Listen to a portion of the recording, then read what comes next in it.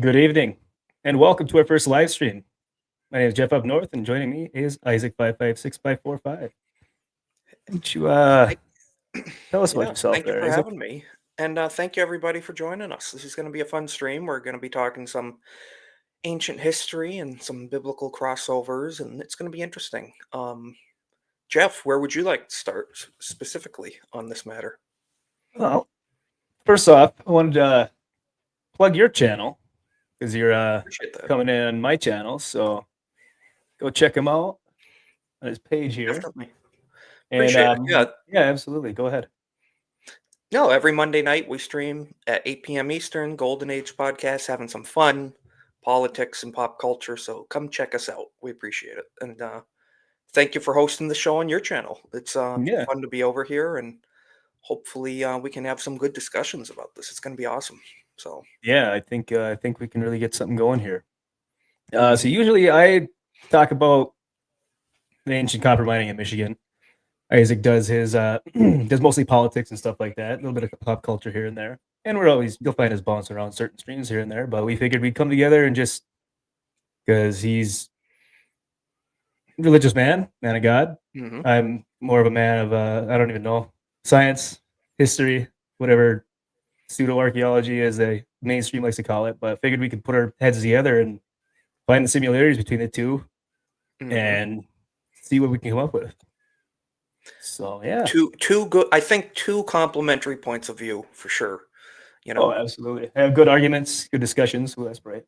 Mhm.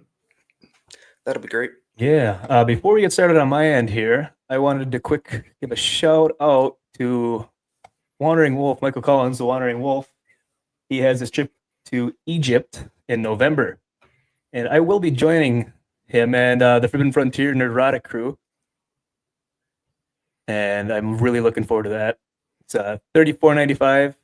That includes most of your meals, all your hotel, in-country travel, 7 days, and all these different sites. You have pyramids of Giza, you got the Sphinx visit, Saqqara, Colossi of Memnon, all these different places. It's going to be an amazing trip.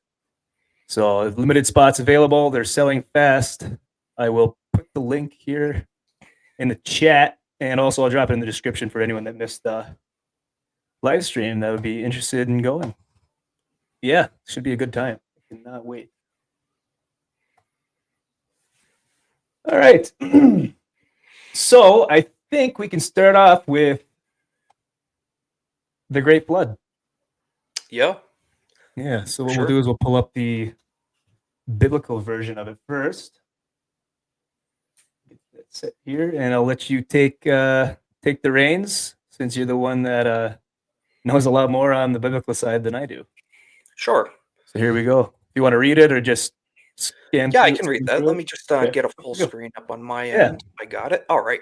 So yeah, so this is on answers in Genesis, right? Correct.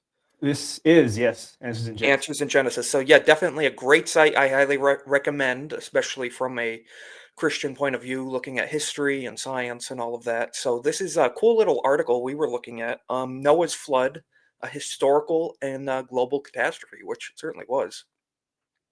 And just to get into the article, it says examining the immense biblical data for Noah's flood as an actual year-long, worldwide, and catastrophic flood about 4,500 years ago. This is written by Dr. Terry Mortensen in 2020, and yeah, so this is pretty interesting stuff. And so they got it nailed down right about 4,500 years ago, which is something I think is pretty accurate dating, in my opinion. And it says here, I have had the privilege of speaking on creation and evolution in 35 countries and found that most Christians have never considered the biblical and scientific evidence that Genesis 1 through 11 is literal history and teaches that creation is only about 6,000 years old, which is something I would also agree with. And it says, I have also found that most Christians accept the claim made by scientific majority that the earth is billions of years old. I have further found that whether Christians accept millions of years or not, the vast majority have never considered Noah's flood and its relevance to the question of the age of the earth. So that's very interesting. We're not only talking about creation, age of the earth, all that, but how Noah's flood correlates with that. So just to continue here, as it states, but Noah's flood is so critical to that question. Simply put, if that flood was a global, year-long catastrophic event about 4,500 years ago, as Genesis appears to teach, then it is very reasonable to conclude that it would have produced an incredible amount of erosion and sedimentation and would have buried many plants and animals in those sediments, which it absolutely did. And Jeff, as I'm sure you know, Mhm. people are up in the Colorado mountains, Yep. I was oil just pulling that up. across the country. There's seashells on mountaintops. There's seashells down in oil reserves in the crust of the earth. I tell you, there's global evidence of a flood. But just to continue here, it says which would later become fossils and sediments hardened into rock. Creation geologists believe the flood would have produced exactly the kind of geological features that we see all over the earth, as for example, are beautifully displayed in the walls of the Grand Canyon in Arizona, USA. These Bible believing geologists think that most, not all, of the fossil bearing sedimentary rock layers are the result of the flood. But secular geologists who reject God's eyewitness testimony in Genesis say those rock layers were formed over hundreds of millions of years. So if the flood produced most of the fossiliferous sedimentary layers around the world, then those layers cannot be the result of hundreds of millions of years of erosion and sedimentation, as secularists claim. So that's a very interesting take right Yeah. there. I'm gonna A lot of before we information can to unpack. Yeah, for sure. And before we continue on that, I'm gonna bring up my own counter argument on the For sure. how long ago, because Randall Carlson does a ton of work. I don't know if you're interested or know anything about Randall Carlson. I've heard his name. Yes. Yep. He's a catastrophist, and he does a lot of work out west with the channeled scablands, which are these out in through like Montana, Colorado, Utah, and all that. And come on, most of the stuff he does, that's not the picture I wanted, but is based on the Younger Dryas theory, Younger Dryas impact theory, which about 12,000 or 11,800 to 12,800 years ago, his side of the theory is that a comet or meteor asteroid hit the ice sheets in North America, which, because at the time, the last ice age was ending. It started to warm up, and then something happened where the temperatures dropped and the ice age spiked back up. But there was a massive amount of flooding in between that. And that shows, you can see there's tons of videos I can pull or pictures, but I can't find the ones I want. But you can see like the erosion lines and deltas, and they figure it happened extremely fast, like days. You're saying an immediate thawing, an immediate scorched of just melt immediately. Yep, the meltwater and all the glacial lakes, like Glacial Lake Missoula is a big one he talks about, which is up in the north. And let's see, this is kind of an overview of stuff, but and it just completely just wiped out the area because at the exact same time, most of the megafauna in North America and around the world also went extinct. Which a lot of archaeologists say, oh, it was overhunting. The humans that were alive at the time overhunted them, but there was more of the megafauna than there were humans on Earth. So there's a big disconnect with that one for sure. But yeah, if you're ever interested in that kind of stuff, for sure, check out Randall Carlson. But I do agree that some massive flooding around the world, because it's not just in the Americas. You can find it all over the world. South America, they all have their own flood myths as well. Every culture on Earth basically has flood myths. But in like the Sahara Desert, you can find where it looks like massive amounts of water flowed over the land. Across Mauritania, where the Eye of Sahara is, where a lot of people think that is the site of Atlantis. But there's been a lot of back and forth on that. I'm not even going to go into that at all because I don't know enough about that to really argue it. Yeah. Yeah, I will say, just on the biblical side, that definitely. So you're saying that part of North America portion is from that. I mean, the Bible claim for the global flood is that well springs from beneath the earth rose up and did cause the global flood. So it's definitely two different takes on the cause of that. Well springs from beneath the earth rising up.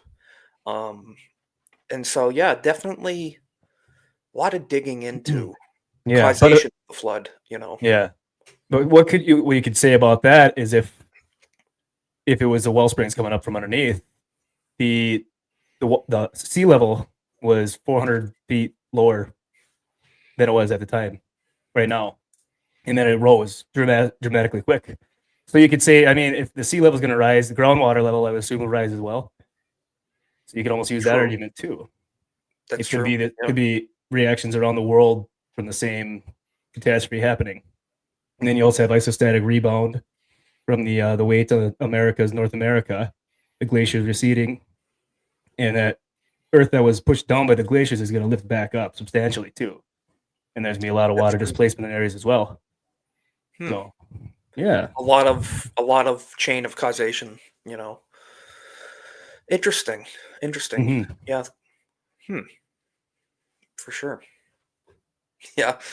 Nerd Slap just made me laugh in the comments. Yeah, which Atlantis is one? hidden by a shield. Stargate told us that because, as we know, Stargate is a documentary. So Absolutely, I 100 yeah, 100% agree.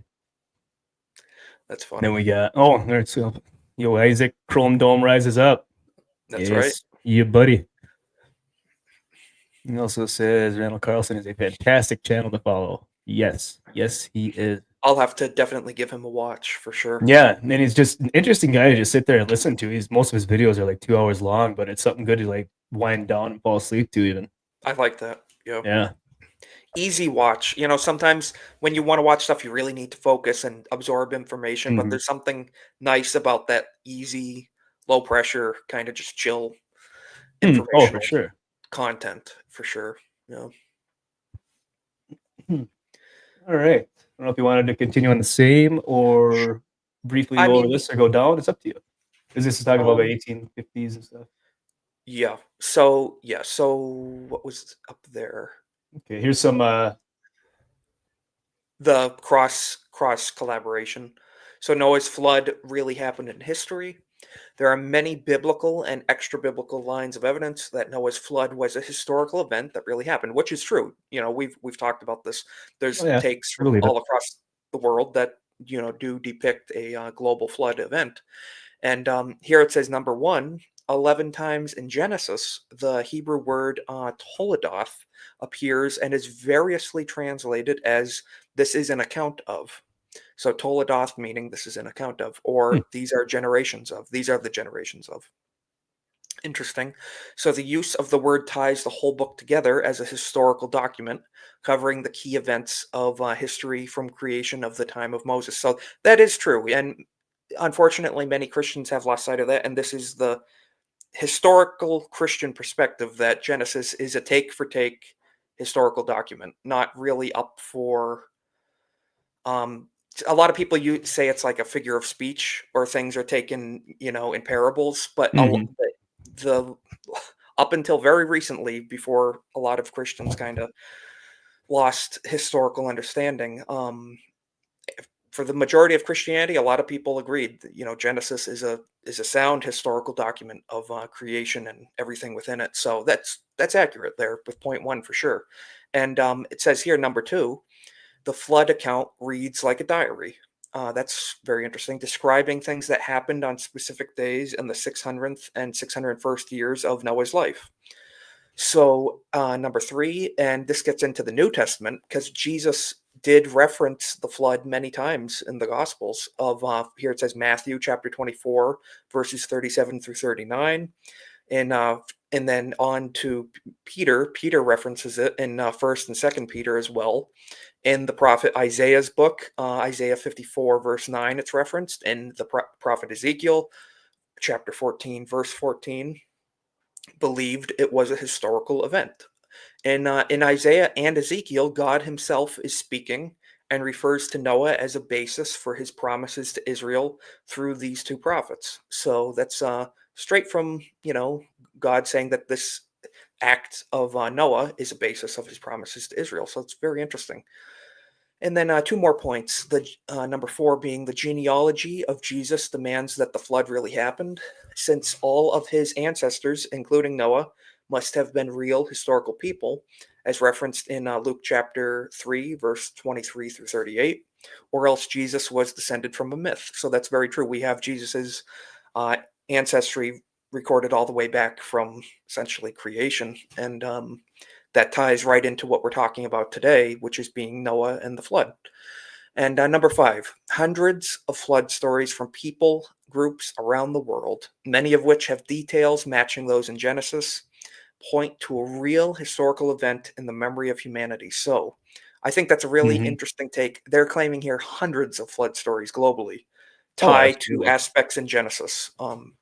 Very interesting. I think that reinforces things greatly. Even if, I look at Genesis as a factual historical document, and even for people that don't, I think that's a very reinforcing factor that hundreds of people around the world, agree and have many interesting attributes to contribute to it. So, Yeah, and one of the other old creation stories, one of the original, the Epic of Gilgamesh, mhm, almost, which was from ancient Mesopotamia, which in the grand scheme of things, it's all the same realm, mhm.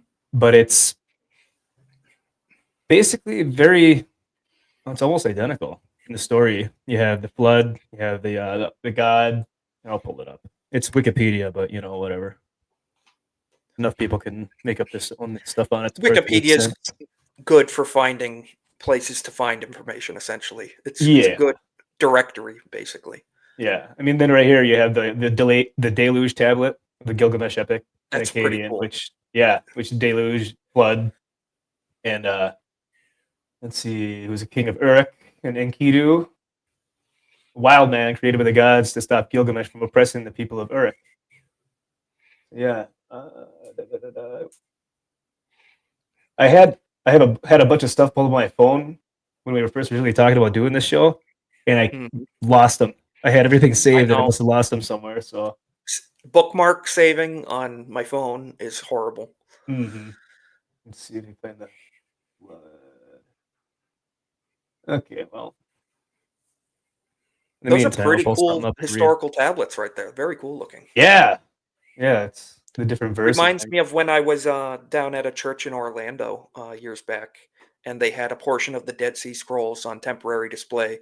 They were Oh, that's borrowed, neat. and I got to see a portion of it behind glass. So Yeah, it's all that's cool. cuneiform. Reverse side of the newly discovered tablet 5. Yeah, look at that. It's just crazy that there's Aw. people that can actually decipher that and read it. And I've heard too they're using a lot of AI tools now to help Oh, for scan sure. Yeah, AI is and going to be huge in reconfigure. helping. Huge Yeah, in archaeology and anthropology. It's going to be huge. Zoom. Just want to look at that. That's a very good image right there. Yeah.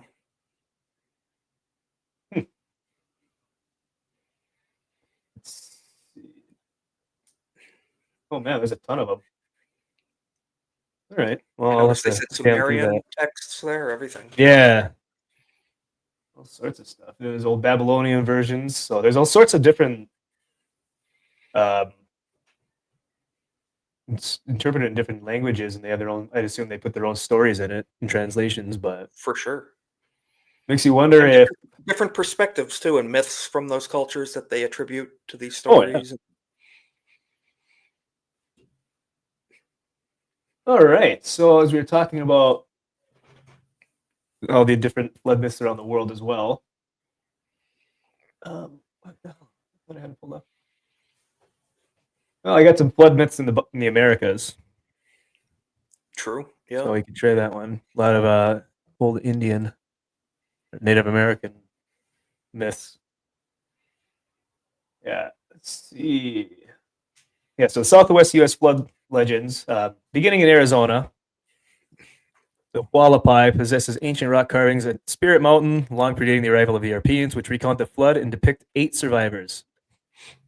And it's another thing you notice is numbers like across different parts of history, 8 or 12, 23, stuff like that.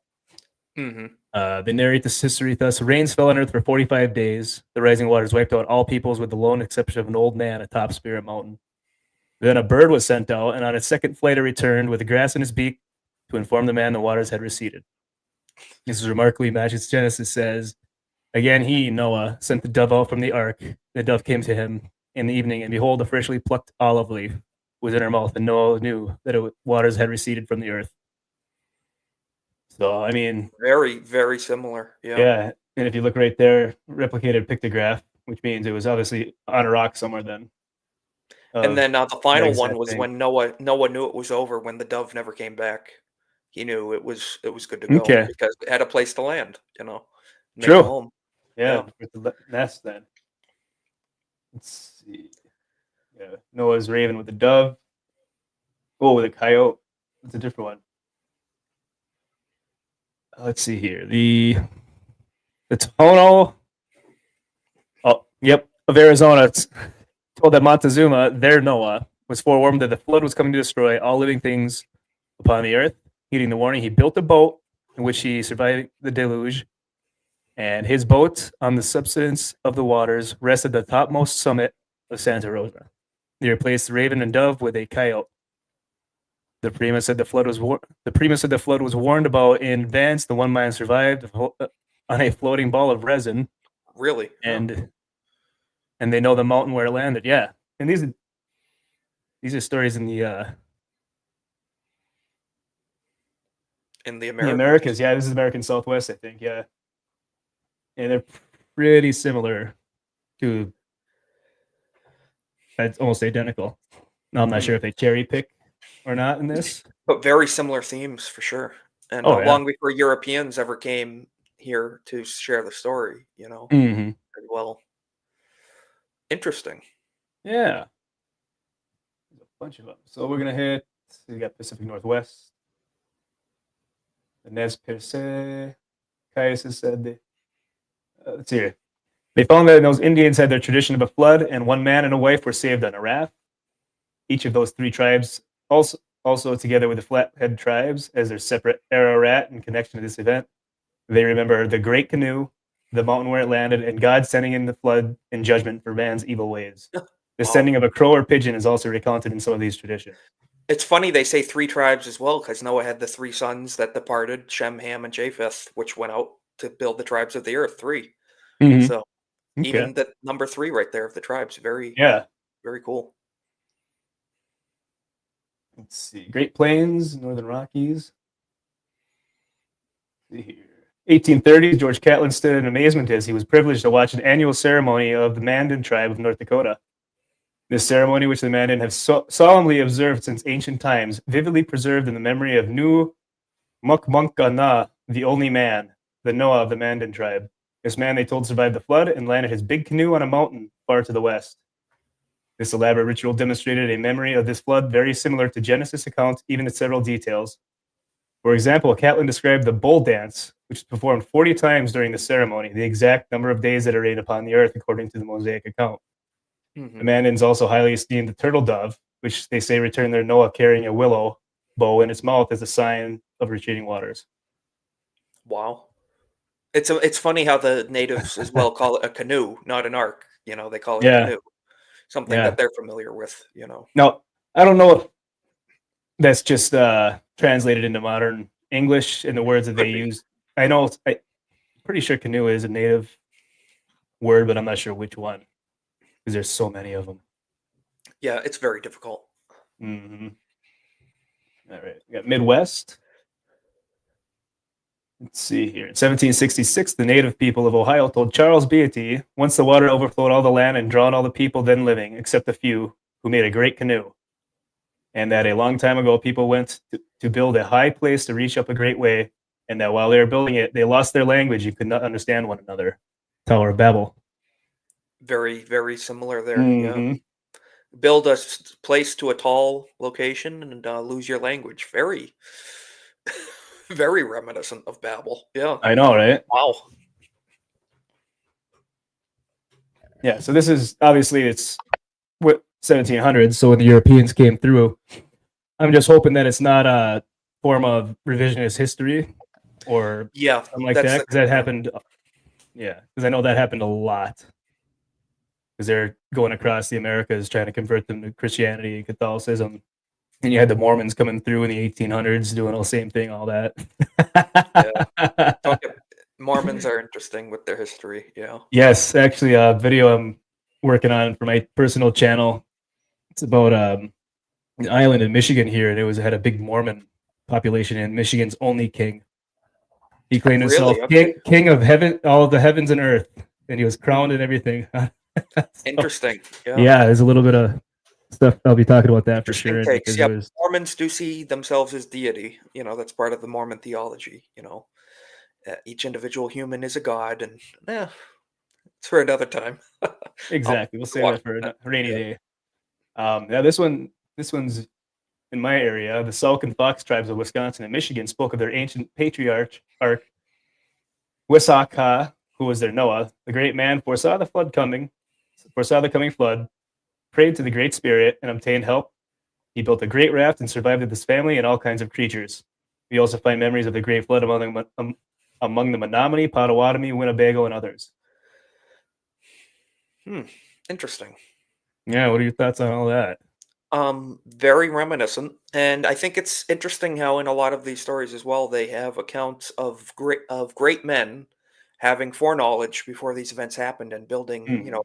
canoe, a great ship, an ark, ahead of time, and they attribute that foreknowledge to deity. In Christianity, it's God. It's what did they call it in the Great Spirit for the natives and Yep. stuff.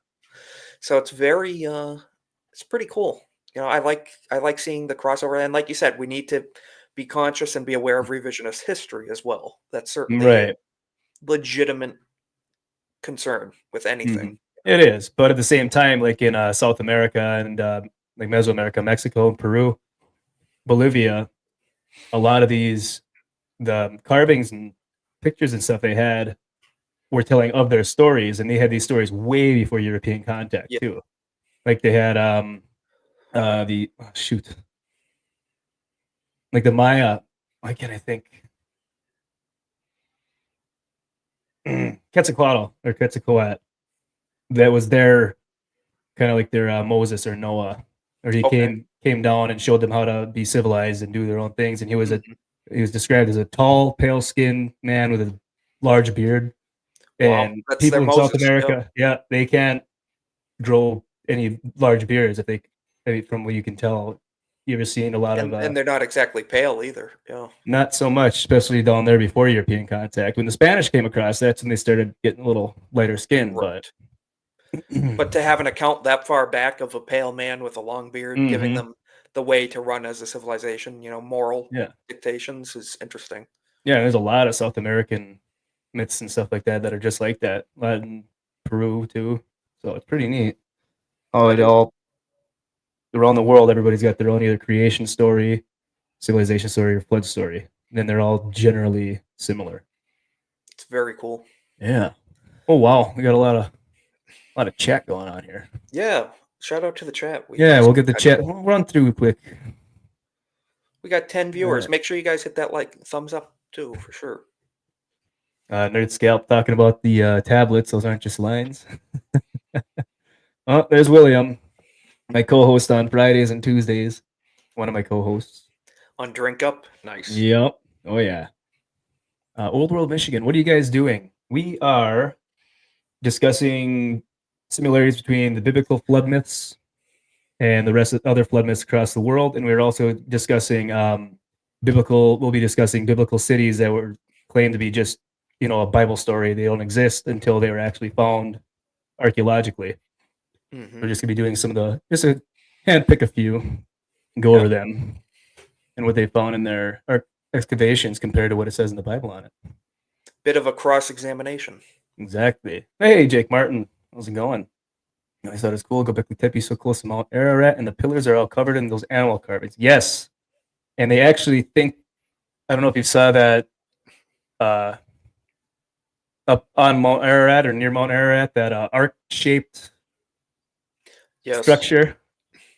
That was They, pretty cool. I saw yep, some did they take footage of that as well? Someone recorded I at think one so. point? I know there's pictures. I think they're actually doing digs on it, Yeah, I think so. and they found. Isn't isn't Turkey a bit tough though with some of that stuff? They're somewhat stringent, I've heard, or is that I don't know. I'm not It's different sure. place to place. Where is the picture I was trying to pull? But anyways, I believe they're doing some archaeological digs around it. Oh, Whoop. yep. And I think they did find some wood at the bottom, the base, and I think they said it was it type of wood, the same type of wood that the ark was allegedly made out of. Gopher wood. Yeah. Yeah. So I'll share this quick. Yeah, it's kind of That's interesting. That looks like a right. burial mound of what the Nordic people would do when they would bury their ships. When they It would does, yeah. Yeah, except it's massive, I believe. Yeah. Yeah, let's see here. What's the discovery they made? All right, right there. Applied Geophysics Department of Istanbul University told British media that 3D scans of the area discovered a formation of the exact length of the ark, detailed in the Bible as being 150 meters or 300 cubits in biblical terms. Such parallel line and right angles below the surface is something you would not expect to see in a natural geologic formation. So yeah, Israel Hayams. Oh boy, hop out of there. Yeah. So yeah, that's pretty neat. That is pretty cool. Hopefully we can get more information on that as time goes by. I'd be very interested. Oh, for sure. No, I've been trying to keep up on that if it ever anything ever comes in. He also says could be a word for a boat of any kind in that language. Yeah, could be. Very I'm true. not quite sure. Yes, Ancient Apocalypse is what helped me fall down this rabbit hole. The first season came out. I still need to watch that. I need to binge it soon. Yeah. I don't know if you'll like it though. He says the Earth's a lot older. I'm fine with listening to that. No, Doesn't I'm just bother giving me. it up. I can agree to disagree, you know. It's entertaining too. So I like hearing why people come to those conclusions too, you know, in the process of thinking, and it's interesting. Yeah, no, Ancient Apocalypse. They got 2 seasons out now on Netflix. And the second season is the Americas. So that's pretty cool. You'll like it, yeah, yeah. I bet. There's Scalp says. I bet, yeah. Yeah. All right. Let's see. We got. Did that? Do you want to go more over the flood? Yeah. What else? What else do you have pulled up on that? I still have that same page talking about the description of the flood itself. Yeah, let's go over a few more of the similarities, then we can jump into the other one. Okay. And we'll jump into Sodom and Gomorrah. Yeah, that'd be interesting. Nice, yeah. Yep. So this emphasizes Noah's flood was global, and which, as we're seeing, seems to certainly be the case from ratings that we've been looking at. So I think it's universally agreed upon there was a global flood. And it says, because a lot of people will say, oh, no, it was localized floods in different regions at different times. And they're like, then it just all, I think we can agree there was a global flood. So that's where I'm at. It says here the flood was not localized in the Mesopotamian Valley, as many Christians believe, but was global in extent. When the waters reached the highest, there was no land above sea level anywhere on the planet. Yeah, which I would agree with. The purpose of the flood, number one, it was sent to destroy not only sinful man, but also land animals and birds not in the ark and on the surface of the earth. Birds are mentioned. Oh, yeah. Sorry. I was just going to say anything that wasn't on the ark, you could use that argument with the megafauna. Yes, I totally agree. That's where a large extinction event took place, was the global flood. People say, well, why? How come at a certain time we see remnants of certain creatures then, and then all of a sudden we don't? Well, that's because of a global flood, in my opinion, and as they're referencing here. Something violent happened. Flood's definitely top 1 to 2 contender, but it could also be what caused the flood. Had some more impacts. It's possible. And I agree with your take. It was not overhunting for that case. Not a chance. The ratio is not correct at all. No. And have you seen the size of a mammoth? I've seen pictures, but it's quite a job, and I think it takes more than one person to take them down too. It would take a tribe. It takes a village, they say. Yeah, well, some do say that, but no, it says here Birds are mentioned 19 times in Genesis. The repetition is undoubtedly uh, emphatic and strongly points to the globality, globality of the flood, since birds could easily fly out of this zone. So I agree with that too. That birds being mentioned, having been on the Hmm. ark so many times, 19 times, emphasizes that it was a global event. Because as we know, migration, just with geese in the winter and the summer, Yep. they can go north and south. So this does emphasize a global flood with the mention of birds being on the ark. And number two, the height of the flood. Only a global flood would cover all of the high mountains under the heavens by at least 15 cubits, about 25 feet or 7 meters, as according to Genesis 7:19. Since water always seeks the lowest level to cover just the mountains in the Middle East, would result in a global flood. So they're saying to if the claims in Genesis means that the mountains in the Middle East were covered, then that Hmm. qualifies. That would be enough water for the entire planet to be covered at that point, which makes sense. And three, the duration of the flood from the beginning of the flood until the people and animals disembarked on dry ground was 371 days, which is just conveniently over a year. Yeah. In Genesis, the reference to 40 days in Genesis refers to the continuous torrential rains. So yes, the well springs and the rains, it Hmm. refers to that. Yeah, for 40 days nonstop. But the fountains of the deep, which is the well springs from below, did not close, and the rains did not stop until the 150th day. So they had 150 days of water continuing to contribute to the flood, and that's a very long time to be dealing with Yeah. water. And Yeah, with that much water being in the atmosphere, you could almost use the argument that if, say, an impact did happen above the ice sheets in, say, Greenland or somewhere in North America, it would launch all that water vapor because it's going to melt that ice immediately, or any big chunks are going immediately. to fly around, and it's going to launch it in the atmosphere. Or any underwater massive volcanoes could go off, blast all that water vapor in the air. What happens when water goes up? It has to come back down. Got to come back down. And if it's large Absolutely. enough, it could engulf large portions, if not the entire Earth, in clouds and sunless rain. Mhm. Absolutely. So that Yeah. water vapor. So if you're saying what you're saying, the young Adrias theory, whatever Mhm. massive heat impact on glaciers, vaporizes, ascends into the atmosphere, and then it's going to be raining for a little bit. So Oh yeah. very interesting. And just to finish that portion, it says, where was I? Yeah, would 100. 221 days for the waters to retreat and the land to sufficiently dry out. No local flood could last that long. No. And four, being the purpose of the ark, God told Noah to take unto the ark the birds and land animals that God brought to Noah, so as to repopulate the earth after the flood.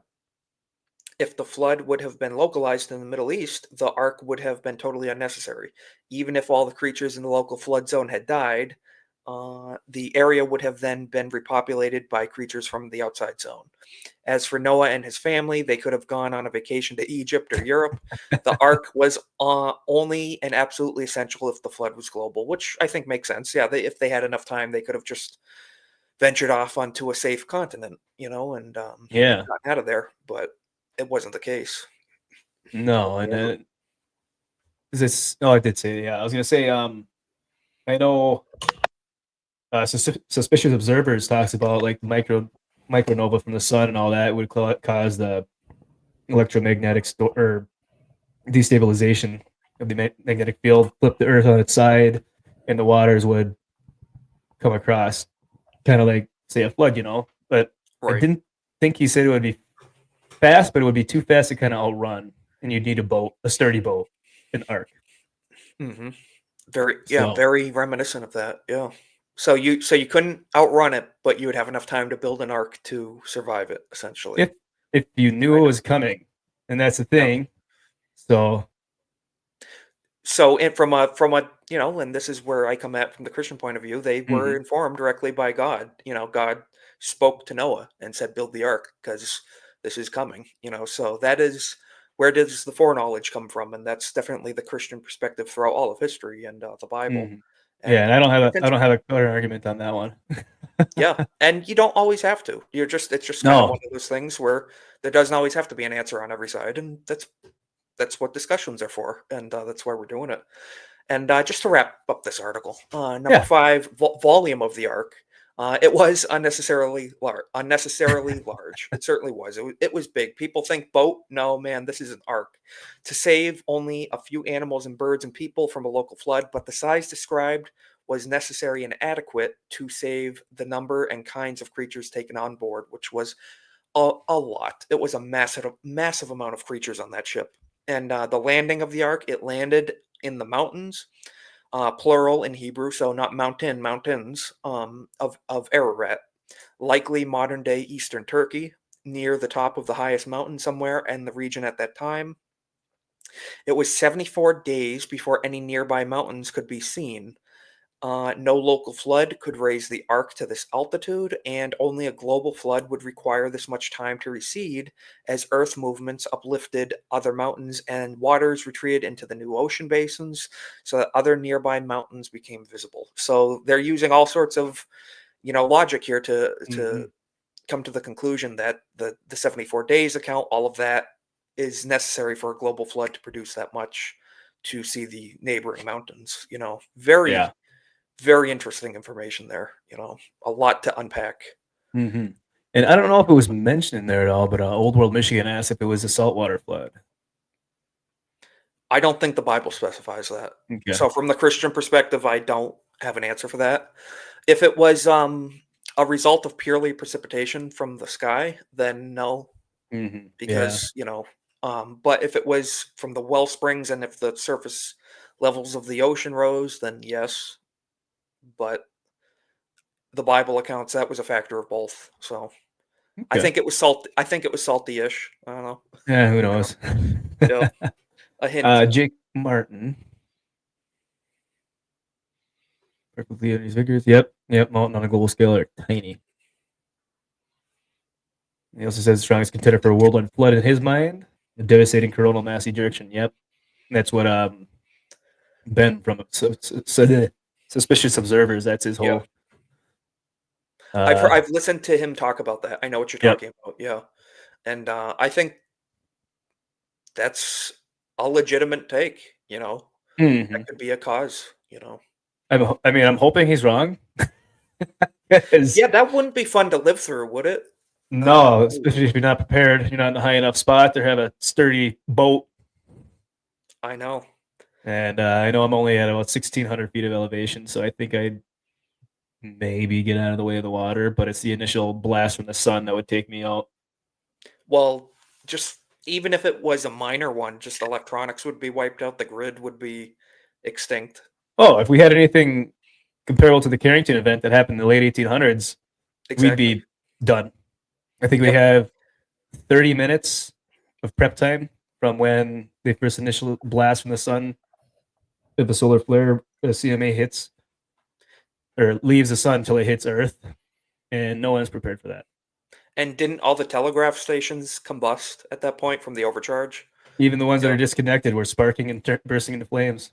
That's insane. Yeah. Now put that on steroids. What we have electric cars now. We have cell phones. We have internet. We have hospital systems running on this stuff. Yep. Man, All the people. it would destroy our society. Yeah. Look at people that have like heart monitors or Oh pacemakers and yeah. stuff like that. People on an Didn't even think oxygen of that. tank, anything. Yeah. Like you said, anything medically that's hooked up to. That's a shame. That's, Yeah. yeah. Stock up on candles and some manual stuff too. But yeah, candles. Maybe. Firewood. Yeah. Well, luckily I live in the woods where there's enough firewood, but I'd be fighting with the townspeople. We'd be up on the hill here with having a standoff, our own Alamo. Yep. Man. Man, Yeah. that'd be bad. Speaking of Hmm. destruction on the earth, Yeah. I think we could hop into Good Sodom and segue. Gomorrah. Good segue. Yeah. All right. Isaac, why don't you tell us a little bit about Sodom and Gomorrah? Sure, not a problem. So yeah, everyone knows the story of Sodom and Gomorrah. Essentially, in the relative tale, it was two old cities in the Middle East that got blown away for, as we know, they committed sin and they needed to be punished. And we're going to get into what the method of that punishment was, because Oof. as we know, we have a lot of references here. So if can we zoom in a little possibly, or Yeah, sorry. that's no big deal. That's perfect. That's perfect. There we Yeah. go. So, as we know here, starting off on the article, it says the Bible story of Sodom and Gomorrah is one of the most compelling and cautionary stories in the book of Genesis. These ancient cities, known for their rampant wickedness, were destroyed by divine judgment, leaving a lasting impact on religious and cultural discussions about sin and morality.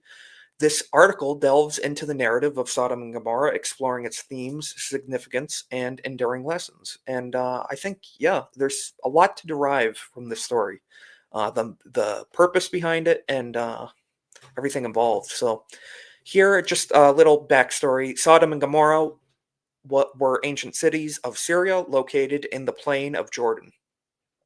The city was destroyed by a fire from heaven in the time of Abraham and Lot. According to Genesis 19, verse 24, the city's wickedness became proverbial. The sin of sodomy was an offense against nature, frequently connected with idolatrous practices. The fate of Sodom and Gomorrah is used as a warning to those who reject the gospel, as mentioned all throughout the reference verses.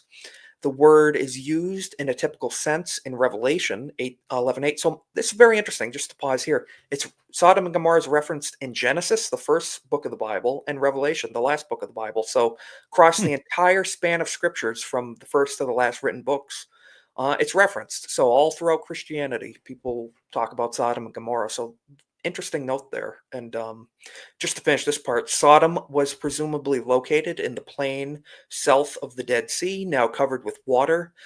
The name is still preserved in Jebel Ustum, Mount Sodom. So apparently in Jebel Ustum, there is a Mount Sodom where the name is preserved. So I actually was not aware of that until recently. Pretty cool. No. Yeah. So interesting information. So Sodom and Gomorrah in the Bible. The Bible story about about the city of Sodom and Gomorrah, is a sad story that reminds us of just how much God hates sin. During the time of Abraham, three angels came to visit him, and two of the angels decided to go visit Sodom and Gomorrah. The Lord told Abraham that he would destroy the city because of the people's sins. God also told Abraham that he would spare the people and not destroy Sodom and Gomorrah if he could find even 10 righteous people. And there's an entire segment of Genesis devoted to that, where Abraham pleads, if there's even one, will you spare them? And God said, no, there's not even one. So you need to evacuate. It's essentially a God-forsaken city, and you need to leave. So just to wrap up more backstory behind this, when the two angels arrive in Sodom and Gomorrah, a man named Lot invites them to stay in his home. That's very nice of him, Lot being very hospitable. And so some men from the city came to Lot's home, demanding to be given to the two visitors so they could, I'm not going to read that on YouTube, have their way with them. Prison style, essentially. Yeah. Lot trying to, that's not very hospitable. And the Old Testament's very emphasizes hospitability. You got to be nice to your visitors, essentially. It's like globality, right, Isaac? Globality, yeah. No, but essentially be nice to the people that are visiting you. Don't try to, assault them. Lot, trying to defend and protect the angels, offered the men his daughters at their place. As the angry men tried to break into Lot's home, the angels struck the men blind and then led Lot and his family out of the city. So the men were struck blind, and the angels got Lot and his family out of there and sparing them. As Lot's family fled Sodom and Gomorrah, God rained down burning sulfur onto the city. All men, animals, and vegetation were destroyed. The angels warned Lot and his family not to look back. But as we know, his wife did not listen, and she looked back and was immediately turned into a pillar of salt when she looked back. So that is a historical account that was, God doesn't have to tell you more than once. He says, don't look back, you don't look back. And she did, and she was turned to a pillar of salt. So do you think I should continue? It's a long article. Do you want to continue? Yeah, I don't know. I'm thinking we could try to, I mean, you kind of hit the Want to speed read, hit the high points? Yeah. Yeah, let's talk about that. So just hit the big parts. What do we know about Gomorrah? The name Gomorrah means submersion. Interesting. I did not know that. It was one of 5 cities of the plain of Siddim, which were destroyed by fire. These cities probably stood close together and were near the northern extremity of what is now known as the Dead Sea. The city is always mentioned after Sodom, both of which were types of impiety and wickedness. Interesting. So I'm going to move down to the sin of Sodom and Gomorrah. What was the causation of this disaster? So we can move down and get to the bottom of this. The sin of Sodom and Gomorrah was Sodom was a wicked and vile place. Wickedness had become universal. Basically, the Bible sums it up. If you guys are interested, reference the Bible for sure. I recommend this for greater context and elaboration. But Sodom was a lost place of just degeneracy, and it was lost. It was forsaken, and they were in great sin, and that was what caused what happened. So moving down to what the significance of Sodom and Gomorrah was, early the next morning, Abraham got up and returned to the place where he had stood before the Lord. He looked down toward Sodom and Gomorrah, toward all the land of the plain, and he saw dense smoke rising from the land, smoke like from a furnace. Very interesting detail there, like from a furnace. So obviously not a small smoldering, but a smokestack of smoke rising up from the land, which is, I think, interesting detail to account for. So moving down, what was the meaning of the Sodom and Gomorrah story? The story of Sodom and Gomorrah continues to reach through time as a warning to all mankind. God is full of love and compassion, but he is also holy and just. Absolutely. So it's a eternal warning to humanity. And so yeah, I think the rest of the story, let's scroll down through the rest of the article to see what the headlines are. The warnings of the story, absolutely. Okay, archaeological evidence. If we move down to there. So Jeff, you were Yeah. showing me definitely stuff. We have all sorts of references on that. Do you want to go over this stuff or any of the stuff Yeah. you were having? Yeah. What I do you actually think? pulled up one. So Tel Al Hammam is the main, most significant archaeological site proposed as the location of Sodom. Okay. Let's see here. Yep. Let's see here. Excavations led by Dr. Stephen Collins have revealed a large Bronze Age city with evidence of a sudden catastrophic destruction around 1700 BCE, which some believe correlates with the biblical account of Sodom's destruction. And I pulled this up right here. Oh, gotta change the page. Still learning how to do that because I'll be talking about Yeah. StreamYard being fun. Yeah. StreamYard. Yeah, I'll be talking about something, or I'll accidentally I do that move all us the time. sound and video, and we're watching a video and we're talking about the video, and there's nothing of us talking. I know. So we have Sodom destroyed by a meteor, scientists say. Biblical archaeologists not convinced. Right. So we got Tel Hammam, which is right near Jericho too. And they say it was the size of a Tunguska airburst, which Tunguska was the meteor airburst over Russia in 1906, I believe, 1906. And luckily, it didn't hit a populated area. Otherwise, it would have just killed thousands, if That not was more. wasn't that in Siberia, Yeah. essentially? Yeah. Yep. Okay. It completely So there's nobody flattened. around. Yeah. I think there was some people close enough to where, like, one guy I think went deaf and in shock like the rest of his life, killed a bunch of reindeer and stuff like that. Imagine your dude living out in a cabin in Siberia and just a sonic boom goes off next to your head and you go deaf. That's unfortunate. Yeah. Yeah. No, it was actually Randall talks about that a lot too. He had a new video he put out the other day. 1908. Okay, I was 2 years off. Okay. Not bad though. Not bad. Closer than I would have been. I wouldn't remember that year. Yeah. All right. Let's see if I can learn how to zoom in again because I'm going to read it on the screen in front of me, not the one to the side of me. Yep. All right. A fireball exploded over the northern shore of the Dead Sea around 1650 BC, according to the findings of a multidisciplinary team of 21 scientists. The explosion laid waste the entire lower Jordan River Valley, sowing Dead Sea saltiness that ruined agriculture for several hundred years, which could go into the salt in the earth, correct? Absolutely. Yeah. Okay. A huge 100-acre city located today, what is today called Tel Al Hammam, east of the Jordan River, was destroyed, along with a dozen other smaller cities and multiple small villages. They abandoned it and uninhabited for hundreds of years. Oh, I didn't realize it was one of those. Aw, they Shoot. gotta love that, man. I Yep. saw the same article in different places. I'll pull it up quick. Mm-hmm. But yeah, so basically they're finding that the city was just completely flattened by a superheated something, fires or explosion. Oops. Which is some people like, oh, they had nukes. They had nukes back then. It's like, well, Similar energy level, supposedly, oh yeah. but yeah, definitely as it was mentioned in the article, the Christian biblical perspective is not that it was a meteor. It was, sulfur from there was sulfur raining down, and Right. that's hard to interpret, but yeah. Whoa, a little too much. Okay. Oh, we got R. Snyder in the chat. Hey, how's it going, R. Hey, Snyder? Good to see you. what's up? And we got Just JK. What's up, man? Oh, just JK popped in Yeah. straight. Hey, what's going on, brother? Nice to see you. Nice to see you.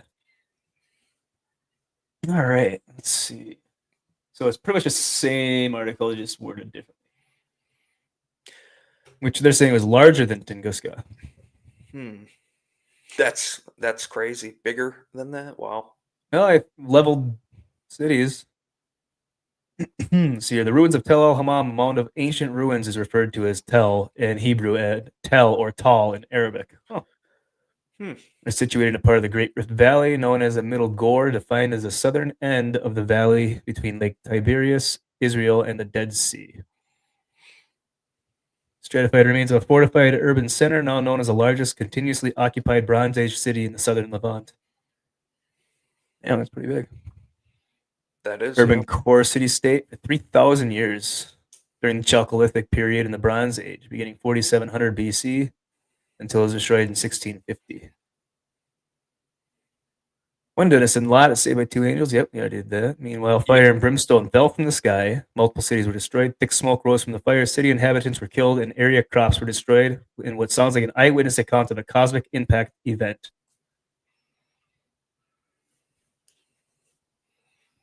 Yeah. So, I mean, that comes with the argument that the Bible is a history book. If it literally, what they figure after just excavating the stuff, looks like a massive fireball destroyed this place, and the Bible says God blew the place up with fireball. Mm-hmm. Yeah, and as we're seeing, I did see that clip of they're finding remains of it's glassed, Mm-hmm. it's glassed over there, and nothing left whatsoever. Yeah, and they figured this was the palace before the destruction, and now after, like all the walls are sheared off. Yeah. Yep. Yeah, that's very interesting. Looks like it was blasted off. Yeah. That's insane. Massive amount of energy right there. Oh, for sure. I can't remember if this was a 4 to 5 story palace. Wow. yeah. And I don't know if this is the same place or not that I can't remember if I was watching a video or reading about it, but I think they found looked like someone's feet and the ankles are just sheared off at the feet. The body was somewhere else. Mm-hmm. I bet. Yeah. Let's see here. The excavations in the final phase of the Middle Bronze Age 2 stratum revealed highly unusual materials. In addition to the usual debris patterns, found pottery shards with outer surfaces melted into glass. Some bubbled as if boiled, melted and bubbled mud brick fragments, partially melted roofing clay with wattle impressions, and melted building plaster. Yep. Yeah, So it's interesting they say melted and not just scorched. Not scorched or lightly, burned. It was melted. So it got hot enough to melt clay and rock. So that's like a kiln at that point, essentially. Oh yeah, yeah, that got some high temperatures in there. We saw evidence for temperatures greater than 2,000 degrees Celsius. What does that mean? I go Fahrenheit. Oh, 3,632 degrees Fahrenheit. Thanks. Okay, there we go. I'm glad they put both there because that would. We don't use these Euro numbers here. Nope. Where'd my mouse go? There it is. Couldn't find it. Yeah, so there's different layers of the strata they have. Destruction layer of the palace. Exterior food preparation. Let's see. Further proof of the airburst was found by conducting many different types of analyses on soil, analysis on soil and sediments from the critical layer. Tiny iron and silica-rich spherules turned up in their analysis, as did melted metals. Now, most of the time, like microspherules and stuff are usually what's found in either a comet or a meteor impact or airburst impact. So that's a lot of times what they do to decipher between, like, say, a natural hole in the ground or an impact crater. Mm-hmm. One of the main discoveries is shocked quartz, Professor Kennett explained. These are sand grains containing cracks that only form under very high pressure. Interesting. Yeah. Yeah. Airbursts may also explain the anomalously high concentrations of salt found in the destruction layer, an average of 4% in the sediment and as high as 25% in some samples. Wow. And the salt was thrown up due to the high impact pressures, and it may be that the impact partially hit the Dead Sea, which was rich in salt. I think that's interesting. So what if this intense heat, did hit portions of the Dead Sea and splashed up? Because the Dead Sea's the most highly concentrated with salt of any body of water, as we know, and that could have contributed to the saltiness of the location. Oh, absolutely. Yeah, no, that would make a ton of sense. Yeah, our Snyder, the first half of the stream today, we were talking about the flood myth, biblical flood story, and then flood myths across different cultures, mainly in the United States. There are a lot of similarities. Absolutely, yeah. Mm-hmm. He promised, and the rainbow is that promise. The bow arcing, pointing above, is the promise to the Noahic covenant to never flood the earth ever again. So that's the promise. What's next? Burning? Yes, the final one will be with fire cleansing. I think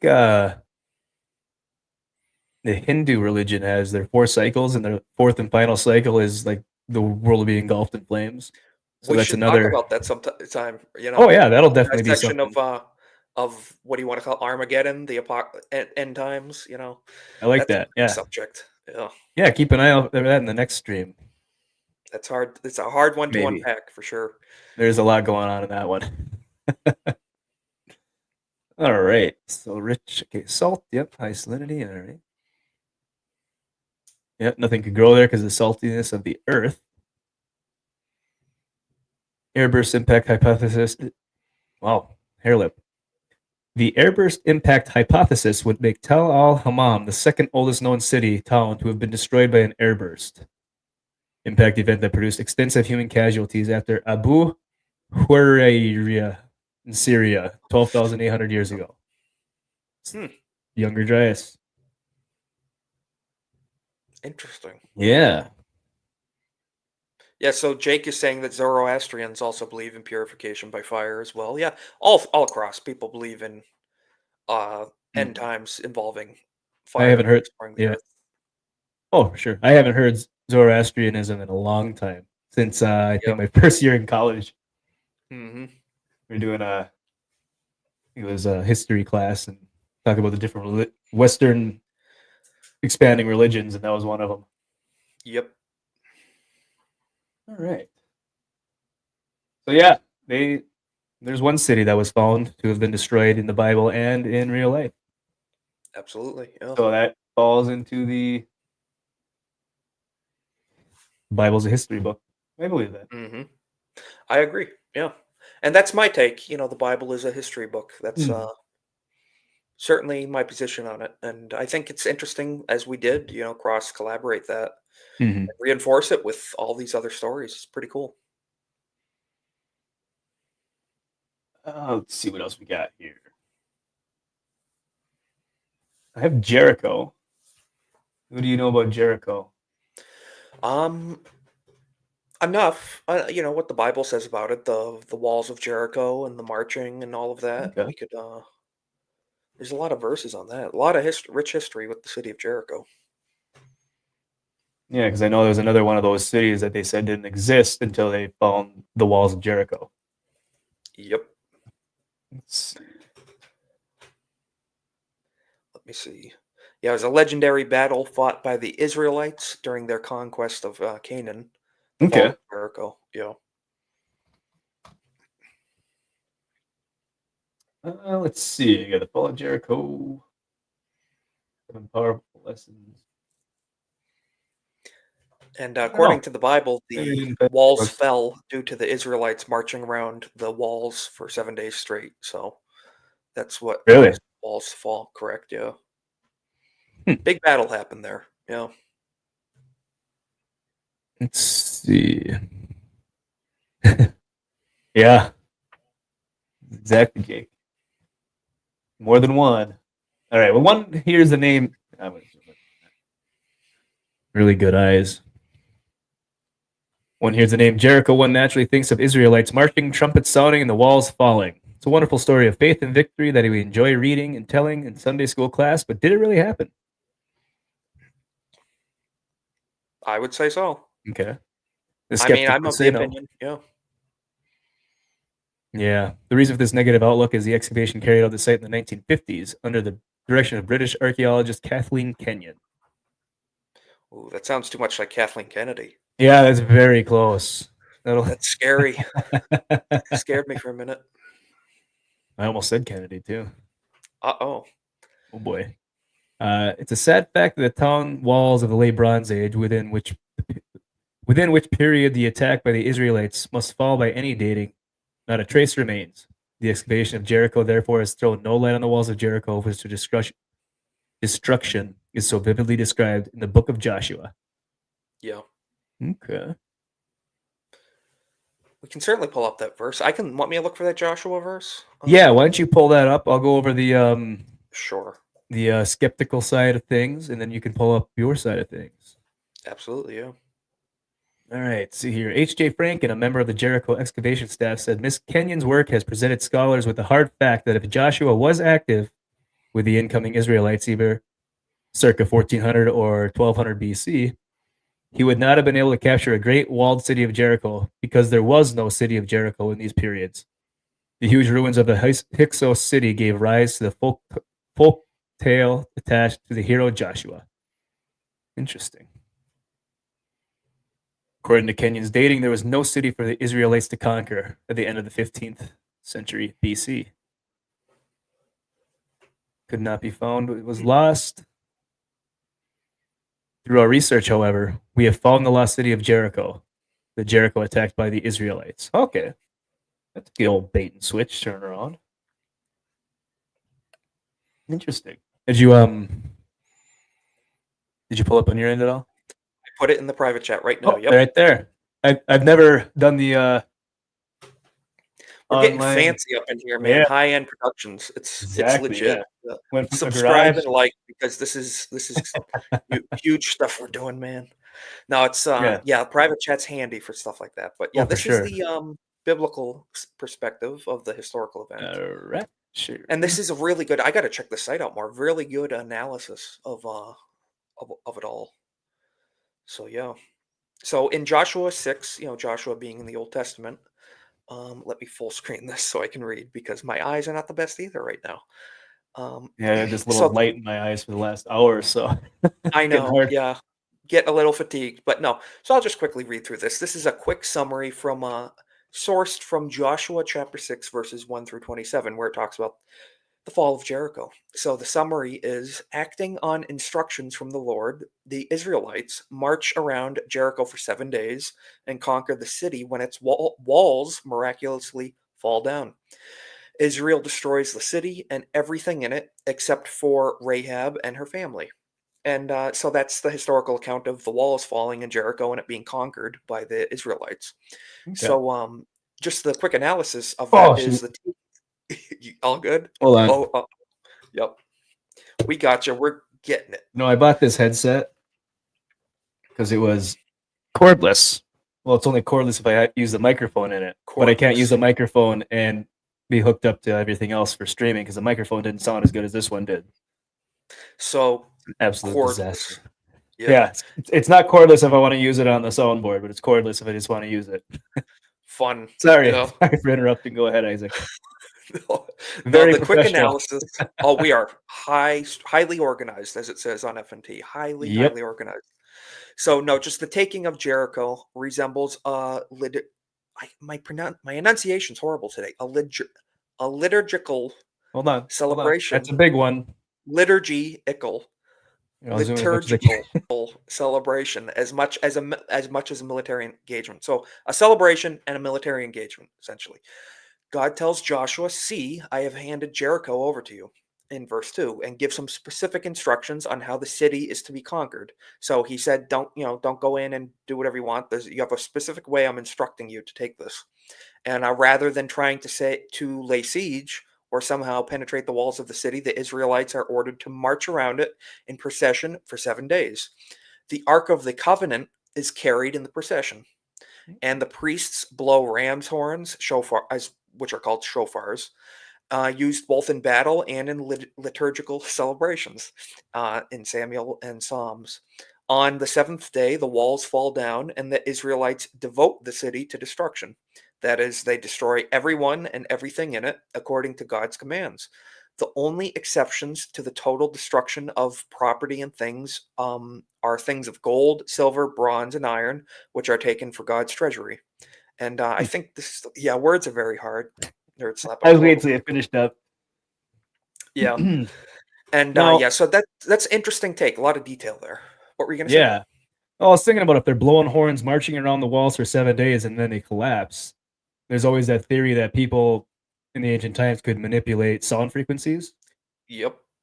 And people talk about energy, sound, all sorts of that, and there is other accounts. I don't think they mention it here, but I recall people saying that they were beating on pots and pans as well, making large rhythmic movement, and mind you, I would also attribute a lot of this. They had the Ark of the Covenant in their procession as well. So that's yeah, what I mean, look what that did to the German people of the 40s. Yeah, the Germans. We have a documentary called Raiders of the Lost Ark, which covers this very specifically. So, Yep. Only haters will say it's fake, but very interesting. And so that's the biblical side of the fall of Jericho. It was laid siege by the Israelites. So, That's interesting. yeah, pretty cool. Arguably, yeah, she was a spy. It's true. It's got to start somewhere. Mm-hmm. Are you hearing Discord beeps? Not at all. My Discord's going off like crazy, and I can't get it to stop. And it won't I let me muted. open it up. I don't know. I muted it. Yeah. I tried muting all the notifications on it the other day during ABF stream, and it's still doing it. I ready to just delete it. I have had to do that before. It's very difficult. All right. Well, let's see back in the archaeological side what they found in Jericho. All right. Fortifications of Jericho. You kind of already went over that. You're about to cross the Jordan, go in and dispossess nations greater and stronger than you, with large cities that have walls up to the sky. Meticulous work. Kenya didn't feel that Jericho was indeed heavily fortified and that it had been burned by fire. Unfortunately, she misdated her finds, resulting in what seemed to be a discrepancy between the discoveries of archaeology and the Bible. She concluded that the Bronze Age city of Jericho was destroyed about 1550 BC by the Egyptians. An in-depth analysis of the evidence, however, reveals that destruction took place at the end of the 15th century BC, end of the late Bronze Age 1 period, exactly when the Bible says the conquest occurred. And that's what, 1990. So we get some pottery shards. Good remnants left, yeah. Yeah. And it seems like pottery is a lot of in any of these archaeological digs across the world, pottery is a huge indicator of like the time frame. Big time. Of when the civilization or the people were at the area. But well, at the same time, here, it's distinctive patterns that are a certain time frame. Yeah, exactly. Only the 15th century, time of the Israelite conquest. So, but at the same time, if there's not pottery in any sites, a lot of mainstream archaeologists will just say, "Oh, well, they weren't an advanced people. They were just nomads. They didn't have any civilization here." Just from the lack of that one shard of pottery that's probably there if you just dig a little deeper. Probably, yeah. That's what happens in a lot of these sites. If you dig deeper, you find more stuff. And different types of pottery, determine the wealth determination. There's high Mhm. grade and low grade pottery, just like nowadays. There's high grade, low grade cookware and stuff, and Exactly. you can determine the wealth of a nation by their pottery. So, All right. The mound or tell, oh, there's that word tell again, of Jericho was surrounded by a great earthen rampart or embankment with a stone retaining wall at its base. The retaining wall was some 12 to 15 feet high. That's pretty good. On top of that was a mud brick wall 6 feet thick and about 20 to 26 feet high. At the crest of the embankment was a similar mud brick wall whose base was roughly 46 feet above the ground outside the retaining wall.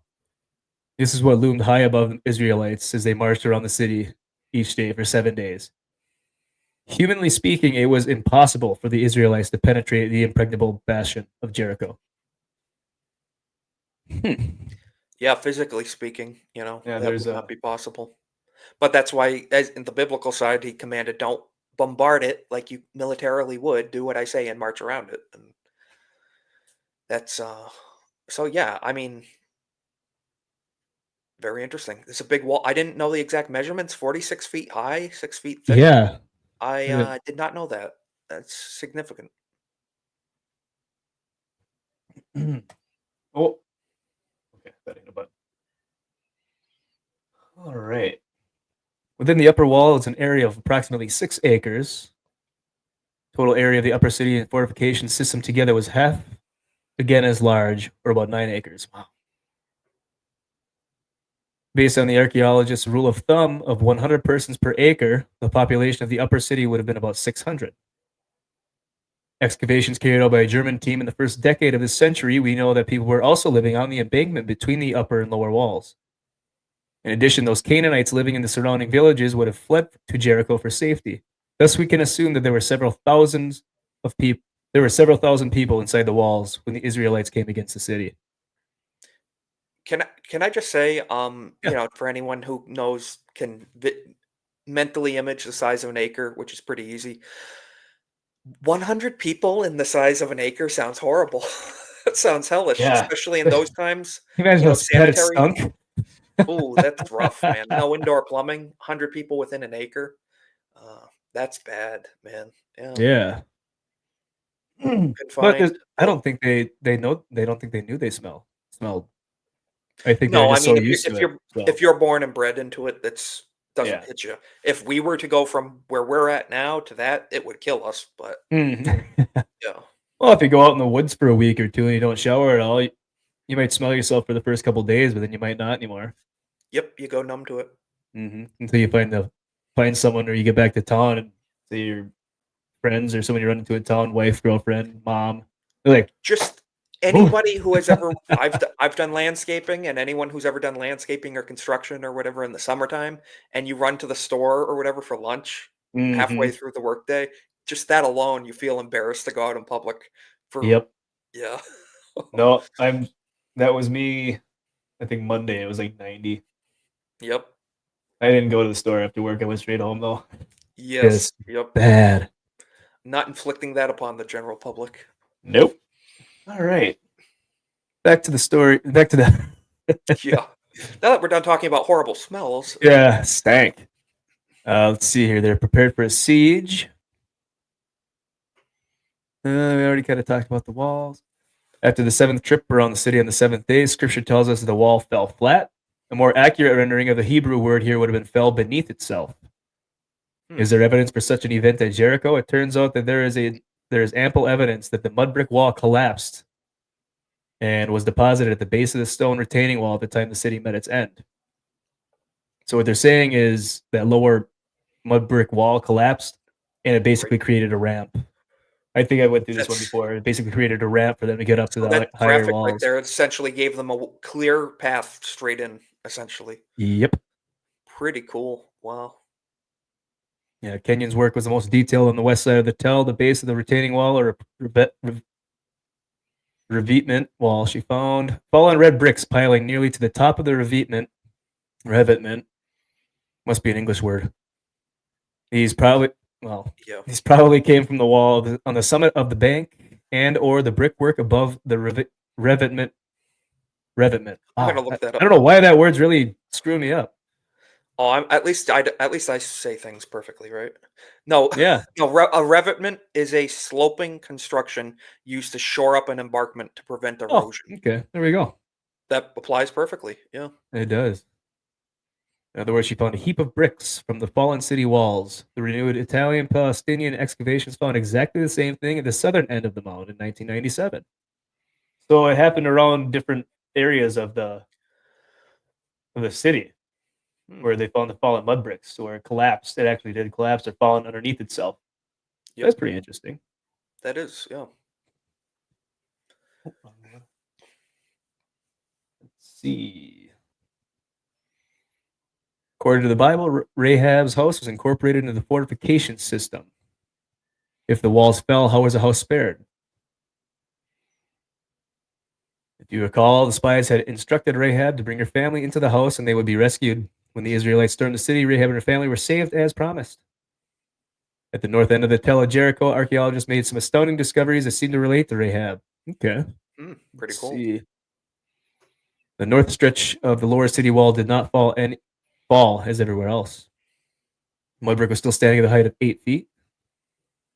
The house is built against the wall. We're still there. Okay. So yeah, that could definitely be the argument of how she survived then. This Absolutely. area, Yeah. yeah. This area was no doubt the overflow from the upper city and the poor part of town, perhaps even a slum district. Huh. Let's see. Yep, after the city walls fell, how could the Israelites surmount the 12 to 15-foot high retaining wall at the base of the Tell? Excavations have shown that the bricks from the collapsed walls fell in such a way as to form a ramp against the retaining wall. They could merely climb up over the pile of rubble and into the city, yeah. And I think that's picture the bricks. Yep. Yeah, so I mean, once again, the archaeological evidence is kind of lining up with the biblical evidence. It is. Yeah. No, this is the deepest I've dove into this, so pretty neat. Yeah, so it's saying the Israelites burned the city, and there's evidence of that in archaeology. That's pretty cool. Yeah, walls Yep. and floors are blackened or reddened by fire.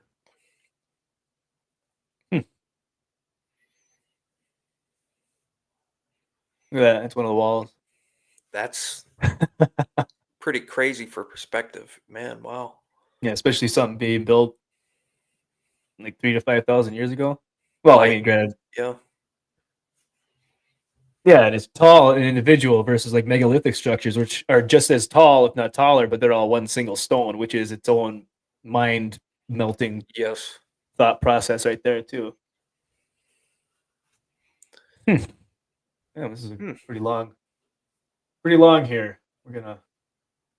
So yeah, that's Jericho, the fall of Jericho, the lessons of Jericho. Pretty cool. It's really as cool to because I've always been on the biblical side of it, but it's cool to dive in and see how the archaeological side complements, the Right. biblical narrative. It's pretty cool. I learned a lot today. Yeah. Yeah, me too. Like with your on your side with the Bible and all that. Like I said, I've never really been into the religion at all, but I'm always open to it, any and all, except for maybe one. But Yeah, they're not all. They're not all. no, no, I thought that was a pretty good discussion, though, Absolutely. on all that. And it's nice that I was able to actually find some articles on the archaeological side that had archaeologists that are poo-pooing the whole thing, and some that actually did a little bit more research and said, "Hey, we're not just going to throw in the towel because we didn't find something right away. We didn't dig deep enough, And Keep working. Yeah. that's what's been happening. It seems like they dig to a certain level, like, oh, this is the earliest people in America. Clovis first, Then someone digs deeper, they find something else. It's like, oh, well, guess not. Hmm. Yeah. I think many cases of people giving up too early, and then you got to be like, no, you have to dig, and there's more to be found. And we're living through some of that now. There's discoveries to this very day being found that complement these stories. Yeah. Yep, it's unbelievable. And actually, the Cosmic Summit was this last weekend.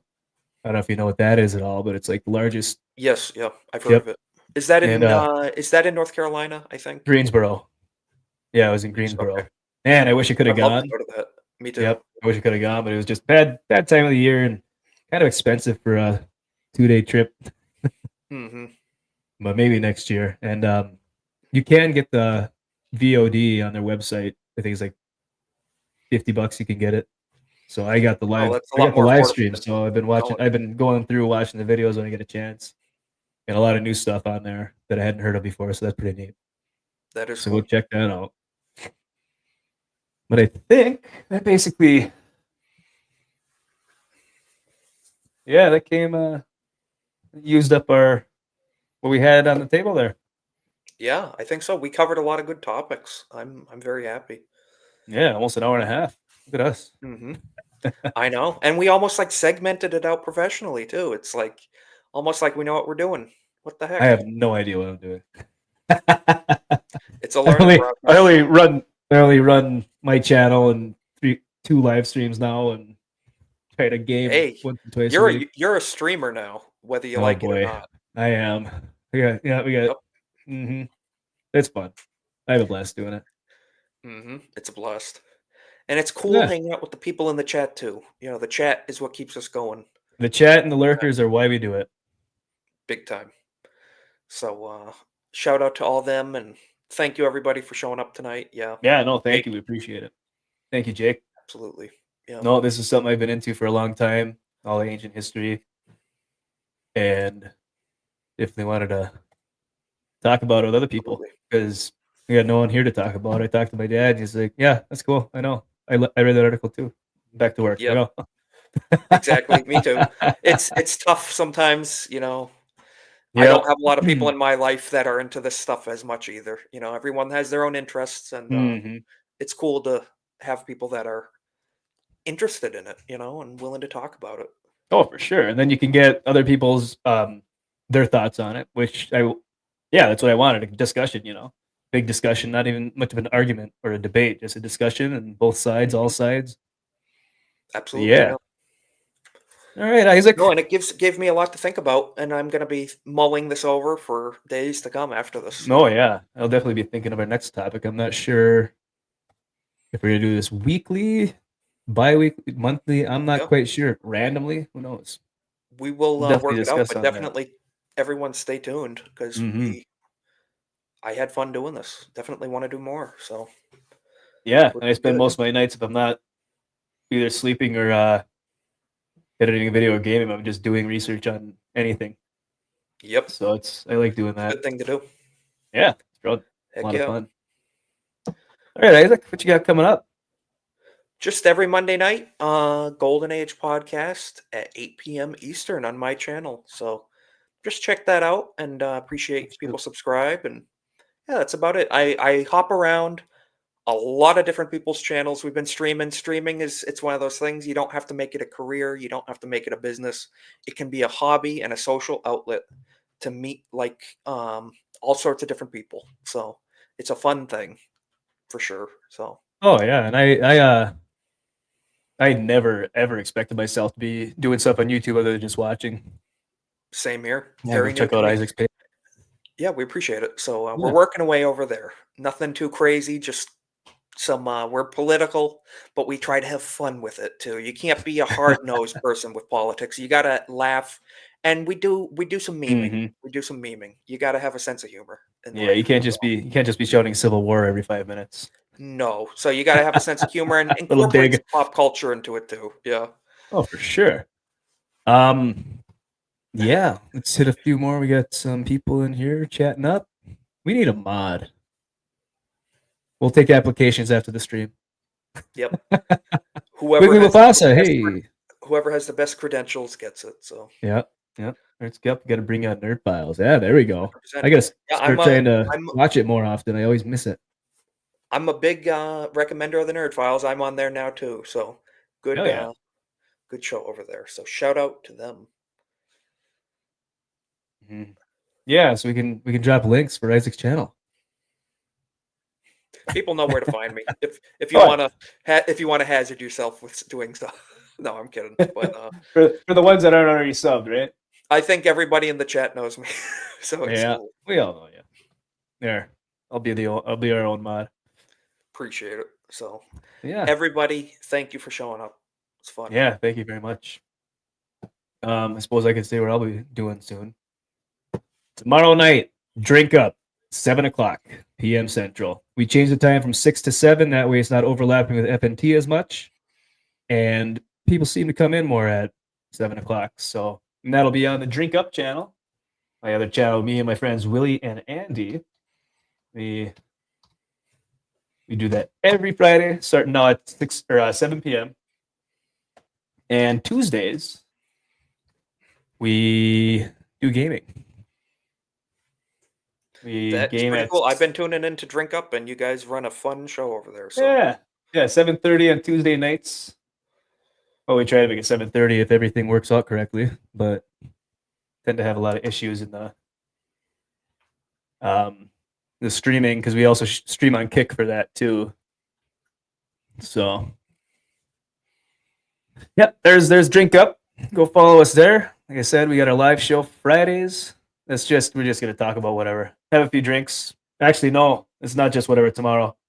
We're doing a hot sauce challenge. Andy bought the hot ones, hot sauces. So we're doing all the hot sauces on Dino Nuggies. You better have some milk nearby. I'm bringing a gallon of milk and a bottle of ketchup. Yep. That helps too. I bet. So, yeah. And then my personal channel right here, I try to upload videos every Monday. So on the ancient Michigan copper mining and starting to do a few more different things now. I'm going to branch out and just hit up different places in Michigan other than just the copper stuff. So, but check that out if you like that. So other than that, I think we're going to call it a night. Sounds good. All right. We want to thank you all once again. You have a wonderful evening, and we'll see you tomorrow, hopefully. See you guys.